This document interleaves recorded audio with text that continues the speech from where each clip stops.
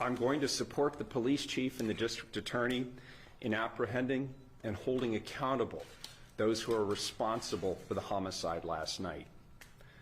I stand here with the police chief and the district attorney to again denounce the violence. The tragedy of last night cannot be repeated. All of us must take a stance against violence. And it doesn't matter who you are or what your politics are, we have to all stop the violence. For those of you saying on Twitter this morning that you plan to come to Portland to seek retribution, I'm calling on you to stay away. You, of course, have a constitutional right to be here, but we're asking you to stay away and work with us to help us de-escalate this situation. And Portlanders, I'm asking all of us to do our part too. One death is one death too many. Join me in denouncing all violence. Let's pull together in the name of peace and humanity. We don't always have to agree, but we've long done so without violence. That's part of what makes this nation strong. Let's end this long, hard summer and come together and work to support and lift each other, not tear each other apart.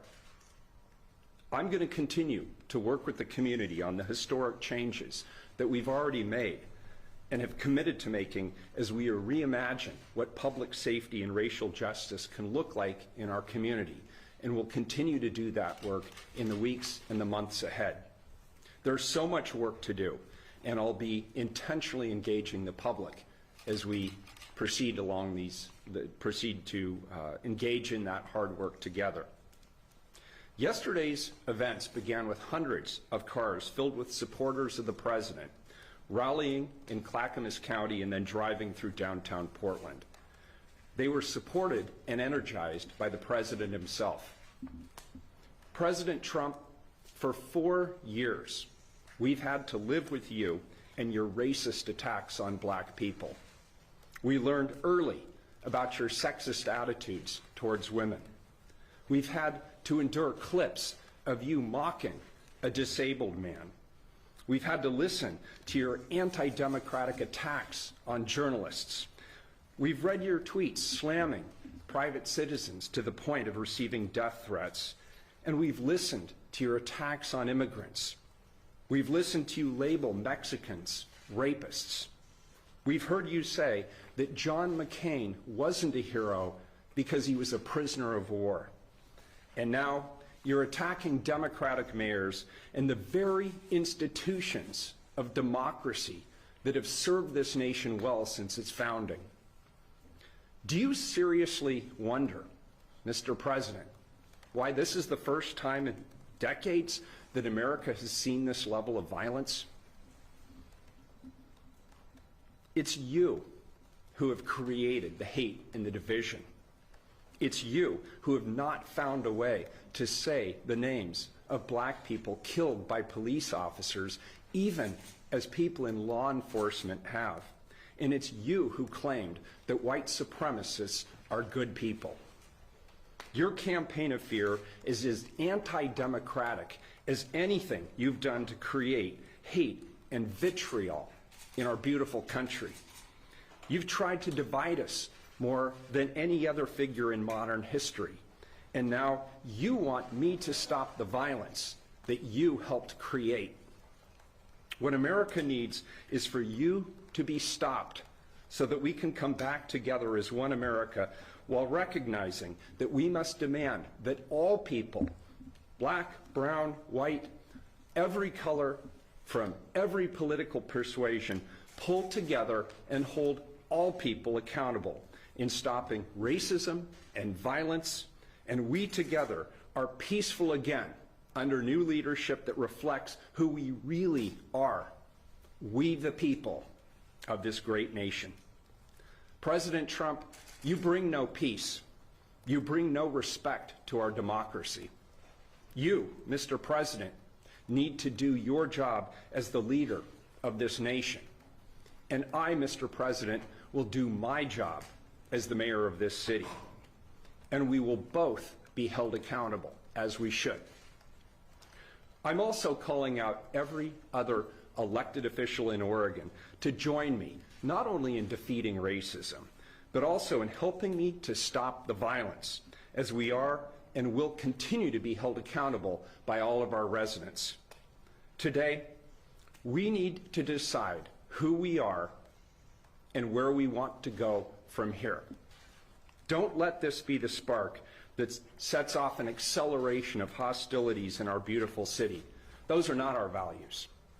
What happened last night does not move us forward. It sets us back. I know the values of this community. I was born and raised here. I found my living here. I raised my family here. This is where I want to be, and I know the values of this community. We want to protest powerfully and peacefully. We believe that Black Lives Matter, and we believe that it's the responsibility of our leaders to ensure that the systems that we have in place to protect and serve do so equitably.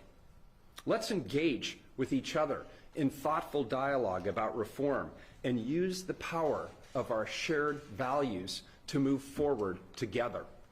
We must recommit our energy and our resources to advancing the work of reform and the transformation of our systems. We've seen the positive power of collective and focused and nonviolent action. We've seen the change. Our responsibility to each other is to keep moving forward. Portland is counting on its leaders, the city, the county, the state, our federal partners, to partner and use the collective power of our officers to create a better future for all of us. Thank you.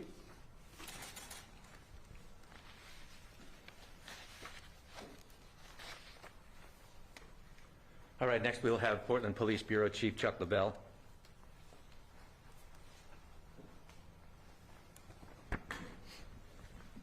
Thank you, Tim. Last night, Portland witnessed another homicide, this time in downtown Portland. There are many who are sharing information on social media or jumping to conclusions that are not based in fact. A human being lost their life last night, and it's critical that everyone refrain from conjecture and allow us to gather the evidence and statements needed to hold the person who did this responsible for this heinous act. We ask that anyone with information or video or eyewitness accounts please come forward and share that information with our investigators so we can quickly resolve this case. Prior to the shooting, there was a political rally involving a vehicle caravan that traveled through Portland for several hours. There were some skirmishes between rally-goers and counter-demonstrators, and police made several arrests. The caravan covered miles of area, and officers responded to different locations as identified problems arose and provided a presence and even made arrests when warranted. The vehicle caravan had already cleared the area when the shooting occurred near Southwest 3rd and Alder. This is an active investigation, and our detectives are gathering information to determine what happened and what led up to this death. In order to protect the integrity of this case, we cannot release any specific details at this time. Our Constitution permits freedom of speech and assembly, and individuals are free to disagree. But criminal activity, especially violence, is out of bounds. This event is already gaining extreme media attention, and I will once again point out this is not the only life lost to gun violence in Portland. On Thursday, a 16-year-old African-American teenager was gunned down in a city park. 3 others were injured. Our investigators are still seeking information in that case as well. Some may not even be aware it happened, as it hardly generated any headlines. We've witnessed an increase in more and more uncivilized activity in our city and in our nation. It's incumbent on all of us to do better, so no more lives are lost. Portland desperately needs calm. We're living in an extremely divided era, and it's time for us to start focusing on what we have in common and not what divides us. Lives are at stake.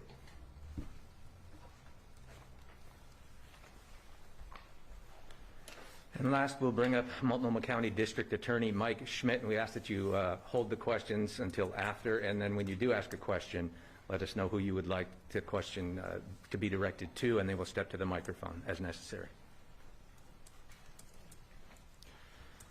Thank you, Mayor Wheeler and Chief Lavelle. As the mayor said, my heart is also heavy today. Anytime a human being loses their life, it's a huge tragedy, and my condolences go out to the family. Martin Luther King said, "We must learn to live together as brothers or perish together as fools." Those words are as true today as they were when Dr. King spoke them 56 years ago in St. Louis. I know today a lot of my neighbors in Multnomah County are fearful and they're hurting, and I understand that. We are stunned and saddened, angry and frustrated that this happened in our community. That the right or the duty to peacefully protest and speak out for an end to systemic racism that has plagued our country for generations could be undermined by this terrible act of violence. But my message today to my neighbors is we can never allow hatred or racism or division and violence to win. When we allow that, democracy loses. When we allow violence and division to triumph, hope dies. The violence that is occurring in our city needs to stop. Far too many people have been injured, and now somebody's died. Our community is being terrorized by people coming into Portland for the explicit purpose of committing violence, and that is not acceptable. We're seeing too much tragedy across our city. As Chief Lavelle said, on Thursday, a teenager died in a shooting in Northeast Portland, and a neighbor did what neighbors do. She had tried to apply a tourniquet, but was unsuccessful. We have too much violence going on in our community.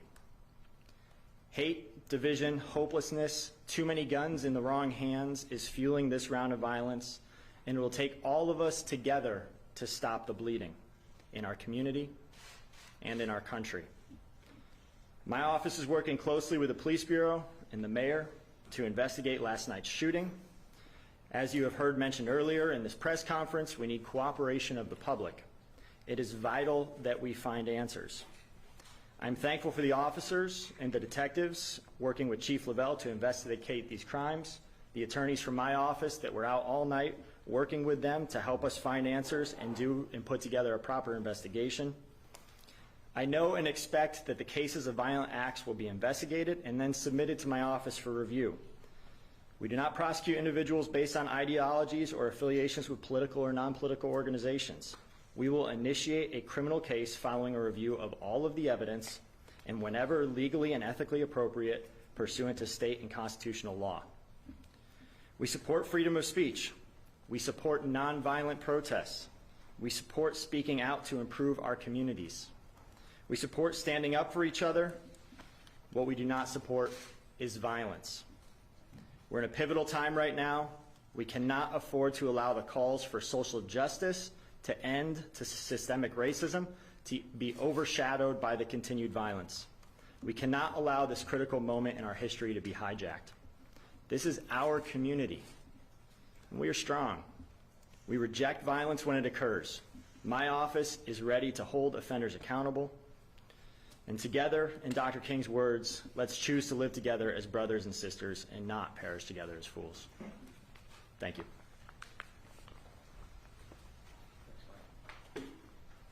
Thank you, Mike. Okay, we're going to now open up the floor for questions. And again, identify which outlet you are with, your name, and then your question and who it's directed at, or maybe in the other order, who it's directed at, and then your question. And let's begin. Who's got a question? Okay. I'd like to hear from the mayor and the chief what kind of planning you had ahead of last night's demonstration, since it seemed there was a high likelihood for person-on-person violence. Okay. Chief.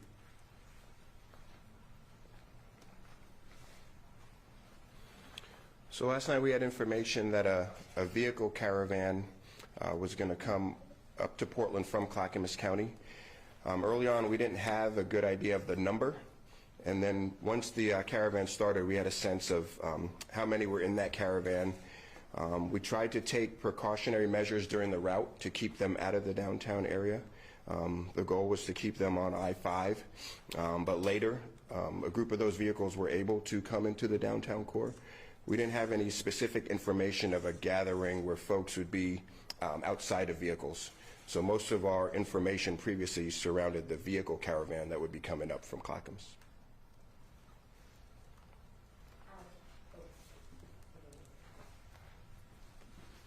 I don't have much to say beyond that, except that, of course, we were monitoring the situation on social media, and we chose not to publicize it. We didn't think that would help de-escalate the situation or any potential flashpoints. Tim Gordon, KGW, for the mayor. Mayor, what are you going to do going forward? I mean, this has been building for a long time. We've had more than one flash now with counter groups. What are you going to do to keep the same thing that happened last night from not escalating further? Thank you for the question. Yeah, so obviously I've stood at this podium on a number of occasions, and I've expressed what my greatest fear would be. And I've said my greatest fear is somebody will die. And now somebody has. And we as a community are mourning, and I am, as the mayor, am accountable to the public and will continue to be accountable. So here's the specific steps that we're taking. Number one, I, along with my colleagues on the City Council, committed to a number of fundamental reforms, having listened to and understood what nonviolent demonstrators were asking for in the City of Portland. I put forward a 19-point plan that was very specific in terms of actions that we could take, including reducing certain programs within the police bureau that were seen as biased by many people in the black community in particular. We made commitments to reinvest in the community to a significant degree. We made decisions to engage the public more directly around oversight and accountability. And my colleagues and I referred a significant charter reform to the ballot, which will be on the November ballot when people have an opportunity to cast a vote. I encourage people to vote for that. We committed to working alongside our colleagues like Lou Frederick, Senator Lou Frederick, and State Representative Janelle Bynum on fundamental reforms to criminal justice. And many of those reforms have now been passed in the legislative session. We've agreed to continue to work with others in the community level, to listen, to hear, to understand, and pass fundamental reforms. I'm now engaging with our Citizen Review Commission, as well as the Portland Committee on Community Engaged Policing, around reimagining what local policing can look like, what precinct policing can look like. And there are many other opportunities for us to work with the community directly. And as we proceed with this, I'm going to continue to ask the community to work with me. I'm going to continue to ask our colleagues at Multnomah County to work with me. I'm going to continue to ask the governor and our state legislature to work with me. And so this is a long road ahead of us, but we know that the dead end is violence. That is a dead-end street. We don't want to be in that cul-de-sac. We need to focus our energy, focus our passion, focus our attention on the hard work of fundamental reform. And it starts with policing and criminal justice, but then we have a lot of work to do around education, around housing access, around health access, around shared economic prosperity opportunities. We have so much work yet to do, and I don't want the public to be sidetracked by engaging in violence. That is never the right answer. And so I'm asking the public to work with us, to continue to do the work that we've already engaged in around historic reforms, and let's work together moving forward. Yes, sir. Mr. Mayor, Josh Campbell, CNN. Hey, Josh. This morning, the president had some very harsh words for you, obviously. He didn't condemn the violence, but he said that, in his words, it was unexpected because of the weeks of some violence we've seeing in the city. What's your response to that? My response is, as the President of the United States and somebody who has been perpetrating divisive and hateful language for 4 years, for him to now stand here and say that it's unexpected and act as though he's shocked is appalling to me. We all saw this coming. And as I said, I've stood at this podium I don't know how many times and have said that we must denounce the violence, that we must work together, that we must accurately address what's going on around systematic injustices in our community here in Portland and hold ourselves accountable for what's happening here in Portland. But the President has a role to play in this as well, in acknowledging and understanding those systematic injustices nationally. And the tweets that he has been putting out in the last 48 hours, attacking Democratic mayors, attacking those who are trying to bring resolution to the violence in their local communities. He has an opportunity to uplift us and bring us together and help us move through this difficult situation in our nation's history, and instead, he chooses to play petty politics and divide us. That's my reaction. So I'm going to do the work that I need to do here in my local community with my local officials to take accountability for what's happening on our streets. And I'd appreciate that either the President support us or he stay the hell out of the way. And just to follow up, what you appear to be saying was that because of the violence, he's not surprised that there would be this other group coming in. What's your response to that? Well, of course he's not surprised. He encouraged them to come into our community. And previously, he has actually encouraged or at least tacitly approved of violence. And so I'm not surprised in the slightest. I'm surprised if he would be surprised by this. There's an olive branch opportunity here for all of us. We need to reset. The President needs to reset. I need to reset. This community needs to reset, and America needs to reset. And it's going to take his leadership in the White House, and it's going to take my leadership here in City Hall to get it done. And so I'm saying, let's end this summer. Let's end the violence. Let's commit to that. Is that something we can all agree on, that we are done with the violence? And now let's do the hard work of acknowledging, of hearing, and understanding the pain and the suffering and the fear and the anxiety that exists in this nation around the COVID crisis, which the President initially seemed to be ignoring or poo-pooing, and the economic crisis, which is now resulting, causing so many Americans economic stress and strain, and now the work that we have to do in our communities across this nation in the wake of the murder of George Floyd. I'm up to that challenge, and I hope the President is too. And I'm ready to reach across any aisles I need to reach across, any political divides that I need to cross in order to bring us back together. Somebody's got to do it. I'm committed to it. I know my colleagues on the Portland City are committed to it. I'd like to hear the President of the United States say he's all in. Let's bring this great nation back together. Alex, you talk about community, you talk about caring locally. A number of civil rights groups and progressive groups have called your resignation this morning. What's your response to that? No. Chairman, I have a question. Yes. I've heard you talk about accountability, police reform, things going on. Do you have a plan, though, for keeping groups apart? I mean, we didn't see much of it yesterday in terms of keeping these folks apart. We certainly didn't see it last week. Is there any strategy going forward as this sort of escalates that we can somehow keep folks apart, especially as you said, people are tweeting about coming in? We were very successful back on August 17th, you'll recall, a year ago, of keeping parties separated who had made it very clear on social media that they intended to get into it with each other. And what we did was we built a coalition, both of law enforcement, local, state, and federal law enforcement, to come together to keep the parties, those who might engage in violence, apart.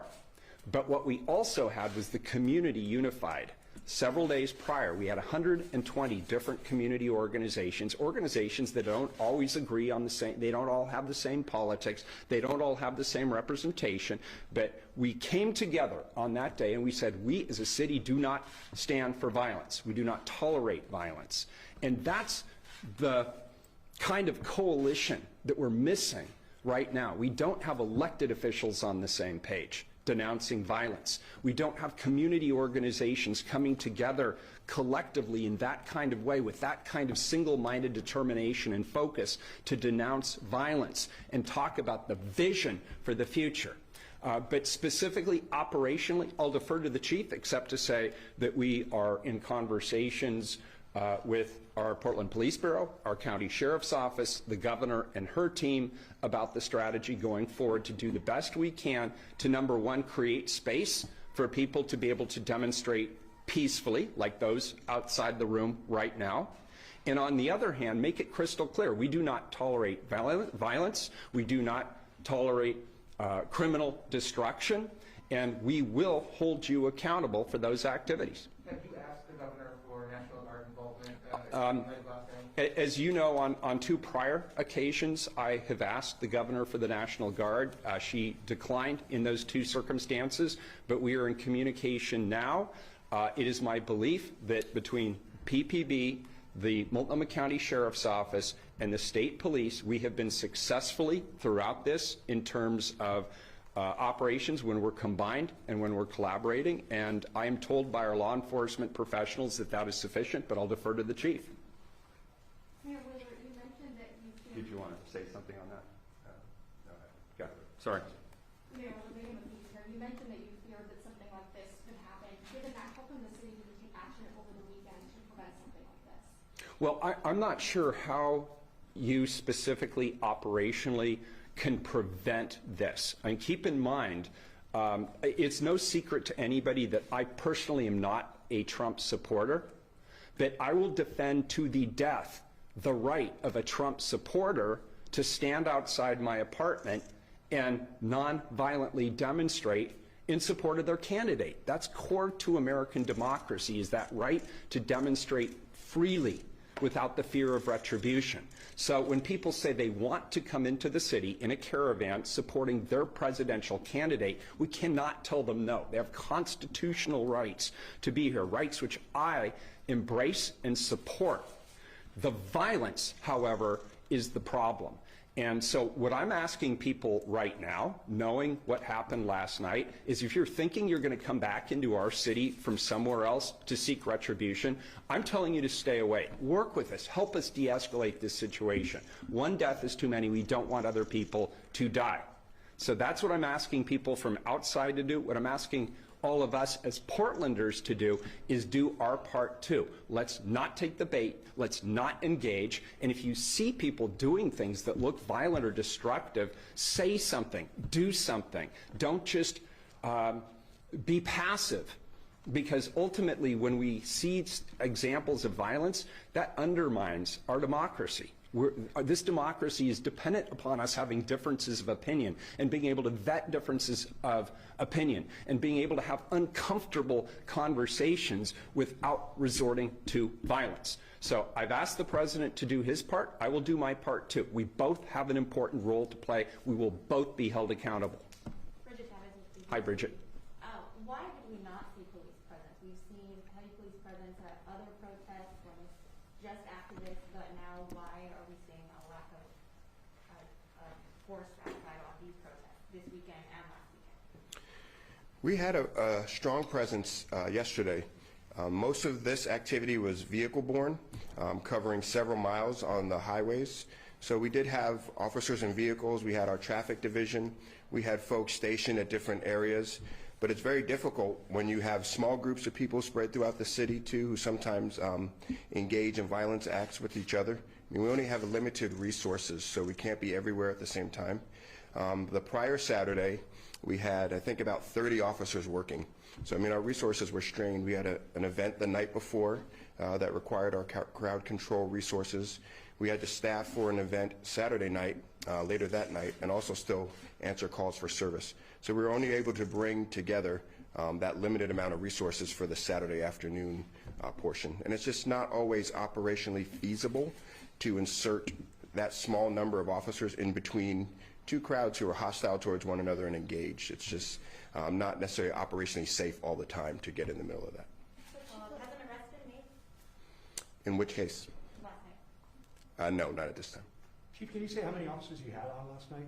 30 last weekend. How many this weekend? I don't know the exact number. I'd have to go back and check, but we can get that to you. Chief, the organizer of the rally yesterday, the Trump rally, said on a video that's posted on social media that he had been working closely with law enforcement. Did they have a permit? Did they have some kind of permit, and how closely did you work together with that before the rally started? The caravan started? Sure. To my knowledge, we had spoken to folks to try to get a sense of what the route would be and encourage the route to not be through the downtown core. Did you have a commitment that that would be the case? I don't know if we had a commitment, but I know we had conversations around it. Chief, you've spoken about officers slashing tires when there's a need for life safety. Last night we saw numerous videos of vehicles driving towards crowds of people, and officers were there as well. Why were those tactics not used yesterday? Well, it depends on the circumstance. I think vehicles and protesters on foot are just a bad mix in general. And I think given the opportunity, if we feel a vehicle poses some sort of threat to either officers or community members, disabling it by disabling the tires is an option. That's not always feasible, though, depending on where officers are positioned, where the vehicle's positioned, and things of that nature. Chief, what is the plan for tonight? I mean, this says potentially very violent if there are new people coming to seek retribution. So walk us through what the plan is. I haven't talked to my incident command folks yet. I know we're reaching out to partners to try to resource properly for tonight. I'm not sure what we have in the way of intelligence, but it's very possible that what happened last night could play a factor in what happens tonight. So we want to make sure we've reached out to everyone we can to get the proper resources in place. Hey, Chief. Dana Haynes from the Portland Tribune. In 2018 and 19, we had protests that were right versus left and brawls in the park. In 2020, we've had the Black Lives Matter and the systemic racism violence. Was last night one of those and not the other, or has the Venn diagram gotten such that there was a blur? Was that a brawl in the park like we saw in 2019? Was that a Black Lives Matter? Have you been able to isolate what happened last night as far as the nature of it? I don't think I'd be able to classify kind of the nature of that particular interaction. To me, it could have just been a skirmish between two small groups or a problem that erupted between individuals. So it's hard for me to classify it as more of a Black Lives Matter thing or like a, kind of political ideology case. But I think as we get further into the investigation, we might learn more. Chief, some of the folks with the caravan had paintball guns, bear spray. Protesters were in the crosswalks and cars were driving through and almost running over them. Are you going to be build any cases up of those instances, against those individuals? Potentially. It would depend what information comes forward. For us, we were able to make, I think, about 10 arrests on individual skirmishes or things that happened that we could identify and take action on. But I mean, with a caravan that big covering that much area, we use our resources to really keep people safe. But if we do get information that leads to a prosecutable case, we'll follow up on that. Chief, you mentioned concerns about misinformation. Can you give us any information on the victim that can create some clarity here? I don't have any specific information on the victim that I can release at this time, but I do know as these kind of transpire, social media becomes very rampant with information, which isn't always factual. So I just want to make people mindful, be careful what you believe on social media. We're investigating. We'll be releasing information at different steps of the process, and we'll keep you guys posted then. Do you know if the shooting was politically motivated? I do not know that, no. Chief Mike from New York Times, you're saying, or we've seen basically your peers, gunshots fired from both sides, if you want to call it two sides here, in the last few weeks. If you're saying it's operationally not feasible to keep those two sides apart, what's going to stop this from escalating to an open firefight in the streets?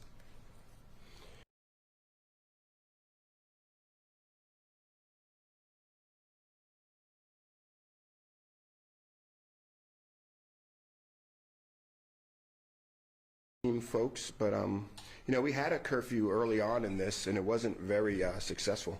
We still had very large crowds at that time, but I would say it's not something that's totally off the table, but it's not something I don't think we're looking at this moment.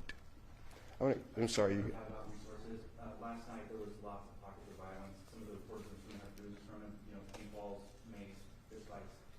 We didn't see any police officers for, in most of these trying to insert yourself and separate the groups? Or were you saying, because you don't have enough officers, you're going to stay away and just let this play out? No, we had our resources focused on the vehicular part of the, of the event yesterday. There were some skirmishes that took place on the street, to my understanding, but when we have those resources, and even the homicide last night, we had resources nearby. They just weren't right there when it happened. Just follow up, but I mean, when I'm thinking of like police officers, visible, there was no police officers visible. This fight would go on for a while. Are you thinking about adding just playing like police officers on corners and stuff just to have a presence? That's possible, but I think for us, it's like, where can we deploy officers where they're safe? It doesn't help to have one officer in a place where they're kind of in the middle of something and can't respond and don't have cover to keep themselves safe. So I think it's really a resource issue in that how do we operationalize the most effective groups of officers in places, but we never know where these are going to take place. We have an idea of where this caravan of vehicles is going, so we focus there. Throughout the downtown core, there's a lot of street corners, parking structures, things of that nature where these things can happen, and it's hard to have officers at all of these at all times. I have a question for the mayor. You mentioned the importance of building a coalition right now to come up with and stand behind you. And you mentioned the coalition that was found for August 17th and the importance of having that backing. A number of groups within that coalition are the groups that are calling for your resignation. And while you aren't going to resign, you said you're not planning on resigning, I'm curious just your thoughts on how you can speak to those coalition members so they can actually have your back in the way you hope. That's a fantastic question, and I appreciate you asking. The question is, how do I create the same coalition I created last August when some of the members of the coalition are in fact calling for my resignation? And the answer is because it's not all about me. It's about the community. It's about who we are. It's about who we want to be. And it's about taking a stand against violence.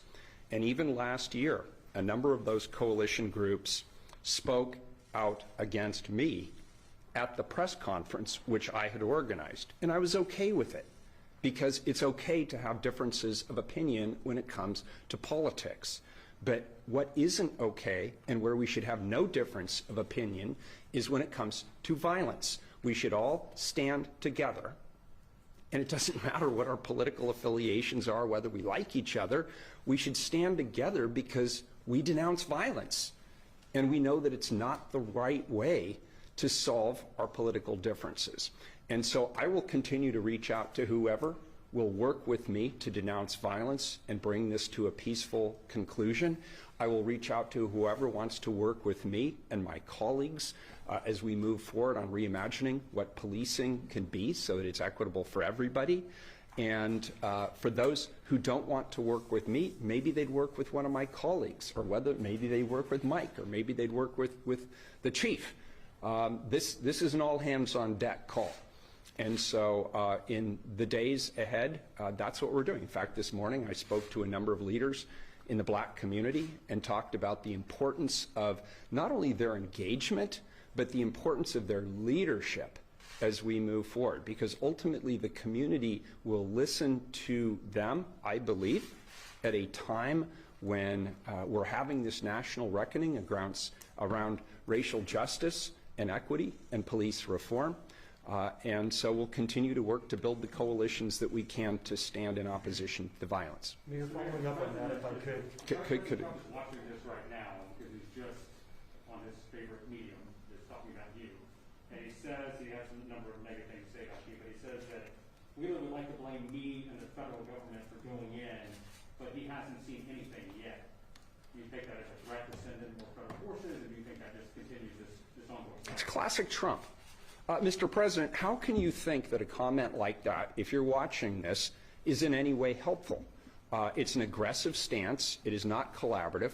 I certainly reached out, I believe, in a collaborative manner by saying earlier that you need to do your part and I need to do my part, and then we both need to be held accountable. And I think it would be helpful not for me to tell you how to do your job because frankly, I don't appreciate it when you tell me how to do mine. But this would be a really good time for all of us to stand together, to lock arms, to denounce the violence, to make a commitment to the kind of changes and reforms that the people in this country are demanding, and let's work together. Wouldn't that be a message? Donald Trump and Ted Wheeler working together to help move this country forward. Why don't we try that for a change? Have you spoken to the president? No, I've never met the president. Mayor, if I could follow up on something. Joanne Hardesty's coming up with a plan to transition herself as police commissioner. What do you think about that? She and I have had many conversations about bureaus. She knows that we will be making a bureau shift in the near term as Commissioner-elect Ryan joins us in just about a week and a half, and I haven't had a number of conversations with Dan. I have no plans to transfer the police bureau at this point. When we know what the constitution of the council is in January, everything's on the table. Mayor Wheeler, you mentioned this idea of responsibility. You know, here in Portland, the buck stops with you. Do you think you're taking enough responsibility for the violence we've seen through the protests in Portland? I ask myself that question every day. I go to bed with that question foremost in my mind. And when I wake up in the morning, that's the first question I ask myself. Am I doing everything that I possibly can to end the violence in this community? Am I doing everything I possibly can to hear and understand different perspectives about what people want our community to be and how they want to envision it going forward? Am I doing everything that I can to meaningfully engage the community as we go through this time of crisis together? Make no mistake about it, this is a very challenging time for everyone. There's a lot of anxiety, there's a lot of fear, there's this is a time when this generation is being called to rise up. And I ask myself, what more do I need to do at each and every moment? And sometimes, honestly, I have found myself coming up short. And when I come up short, I acknowledge it, I admit it, and then I move on. I fix what needs to be fixed, and I work with whoever I need to work with to make things right. And that's the path that we're on. Mayor Wheeler, Cassidy, Yes, sir. Washington Post. So there was just sort of this palpable sense of, something might go wrong yesterday. And I think it's a fairly predictable outcome when you have two sort of diametrically opposed groups meeting in this fashion. Would you say the city did everything in its power to avoid this outcome? It's hard for me to stand here today with a human being dead and say we did everything we possibly could. Either myself individually as the mayor of this city or people in the community at large. It's hard for me to sit here and make that proclamation over somebody who has lost their lives. And I think about that family and what they're going through today. So I can't make that statement today, and I think it would be preposterous for me to do so. But I'm certainly being introspective. I'm working with my team and others, and we're talking about how do we make sure that that is the only time somebody dies on the streets of our city that way. It was one too many.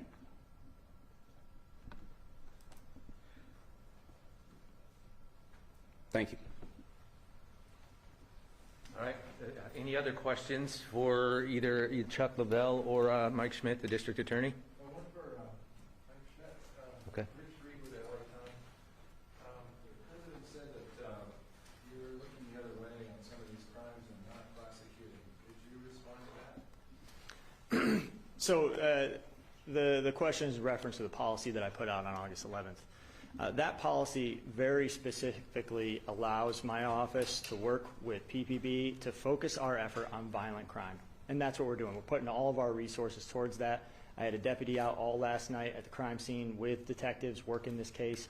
We've had gun violence, homicides happening across our community. Domestic violence is up. We are prioritizing the resources of the district attorney's office to continue to work on violent crime.